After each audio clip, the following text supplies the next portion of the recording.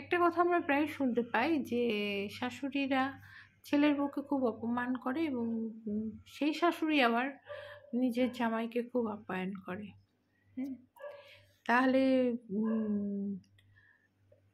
ছেলের বউদের যে অপমান করে সেখানে ছেলেটার একটা বড় ভূমিকা থাকে। ছেলেটা যদি সঠিক বিচার জানে যে মা এবং বউয়ের মধ্যে কিভাবে ভুল বোঝাবুঝি বা সঠিক ভালোবাসার জায়গাটা আনা যায়, সেটার গুরুত্বপূর্ণ ভূমিকা থাকে ছেলেটার। ছেলেটা যদি সেই গুরুত্বপূর্ণ ভূমিকাটা নিজের ব্যক্তিত্ব বজায় রেখে তৈরি করতে পারে, ছেলের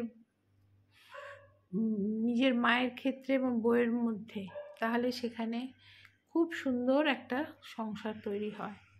আর সেই বিচারটা যদি আড়ালে আবডালে ফুসফুস করে তৈরি হয়, তাহলে সেখানে কখনোই ভালো সম্পর্কও হয় না, কখনো সমস্যারও কোনোদিন সমাধান হয় না। জামাইয়ের ক্ষেত্রেও তাই। মেয়ে তার মা আর জামাইয়ের মধ্যে যদি সমস্ত রকম যে ভুল বোঝাবুঝিগুলো থাকে সেগুলো যদি দূর করে দেয়, তাহলে সেই সম্পর্কটাও মেয়ে জামাই এবং শাশুড়ির মধ্যে খুব ভালো হয়।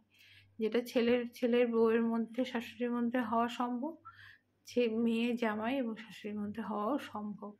শুধু শুধু মানে প্রয়োজন হচ্ছে সঠিক বিচারটা, সাদাটাকে সাদা বলা, কালোটাকে কালো বলা, সেটা সঠিক বিচার এবং প্রত্যেকের সামনে মুখোমুখি, তবেই সেখানে শান্তি অবিরাম থাকে, খুব সুন্দর থাকে।